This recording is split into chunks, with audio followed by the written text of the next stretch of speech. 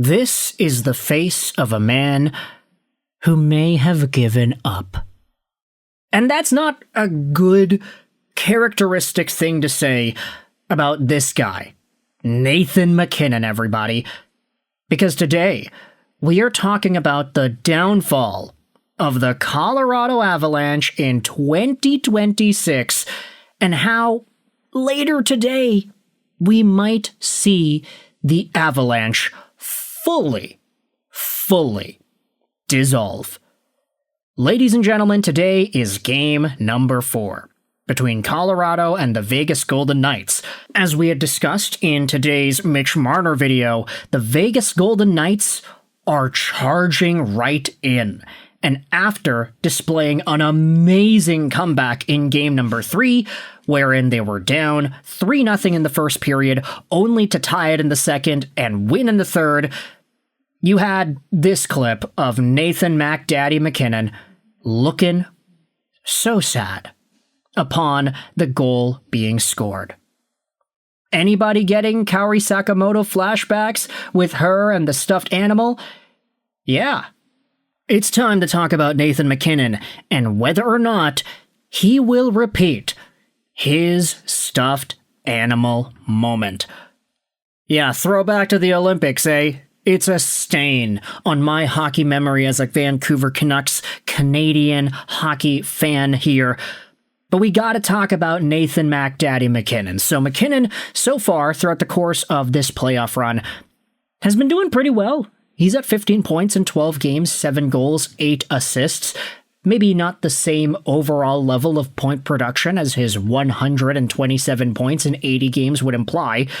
He is still a monster, he is still the beast, but he did block a shot that hurt him earlier in Game 3. And while it's true he did return to the bench to watch the Avalanche end up losing and getting another goal scored against them, he fought through the pain to return only to watch his D-men get cooked. There are some really interesting narratives about MacDaddy that we gotta talk about here, as posted by none other than Jordan Schmaltz, former NHL player and of course a guy who does a bunch of podcasts and shows. Schmaltz went out there and said, "It's interesting to watch Nathan MacKinnon's body language as this game goes on. How many times does he raise his arms when stuff goes wrong? How many times does he lift his chin to the sky and mutter, 'F me,' when a teammate doesn't get him the puck? Negativity is contagious, and you can't act like a bee." Now, obviously, Jordan Schmaltz has a way with words here, but he is describing something that I think a lot of us have seen with MacKinnon, not just throughout the course of this playoff run individually, but potentially throughout different parts of his hockey playing career.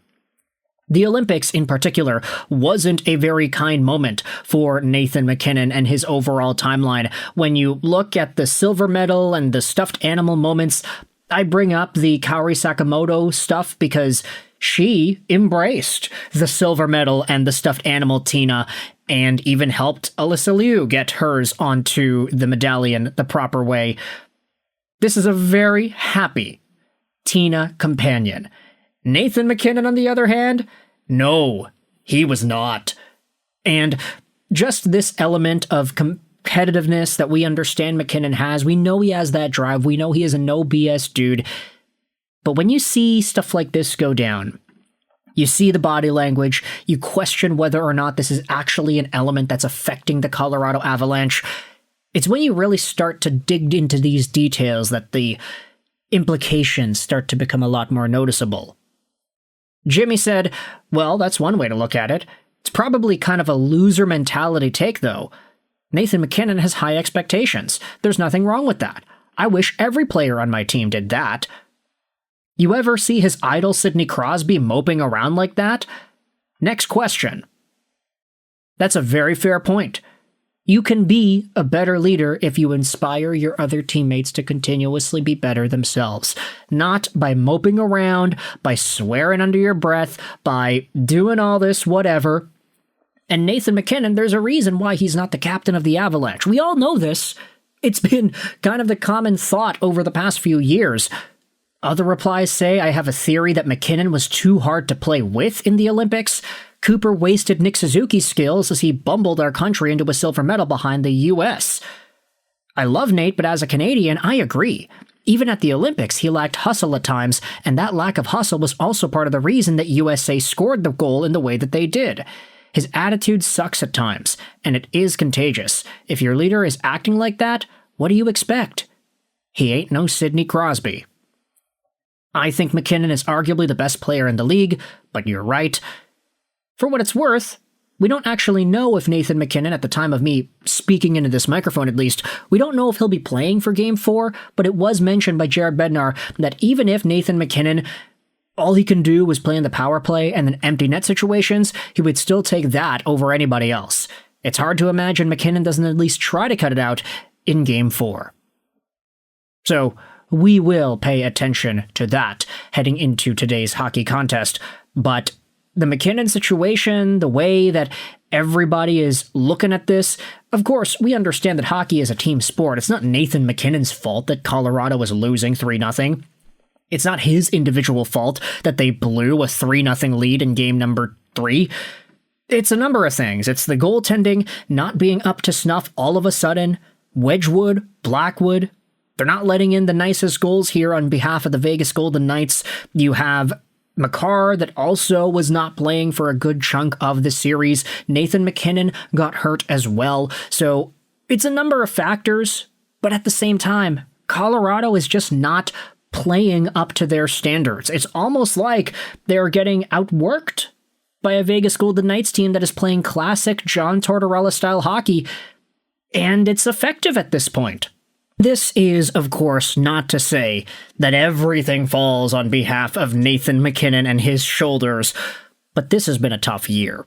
Especially now in Colorado with Mac Daddy potentially out, who knows, Cale Makar was hurt, Nick Chushkin is out as well, not to mention this gold medal moment which everybody has framed somewhere in their subconscious. Man, this is what those Team Canada teammates must have felt when MacKinnon missed that empty net. Okay, we can't fully go out there and do that, eh? But I think, at the end of the day, this comment from Mike BH28 sums it all up pretty nicely. I don't think I've seen a team more whatever in my life. Hats off to the Knights. They put probably the most talented team in the league in a blender immediately. They just win and are probably the favorites at this point. Nate Dogg's post-Olympic revenge tour is not going so great. Nobody tell him Sid and Celebrini are living up on Team Canada right now. Yeah, I think that's going to be a pretty interesting conversation to have too as the days go on. But for now, I want you to let me know your thoughts in the comment section below. MacKinnon is sad. MacKinnon is not winning. MacKinnon has a chance. Who knows if the Colorado Avalanche go out there and win 3 straight to bring this series back to even Steven and back to Colorado. We'll see what happens, but for now, it's not looking so great. Thoughts in the comment section below about Nathan MacKinnon and everything in between. I hope you enjoyed this video. And bye.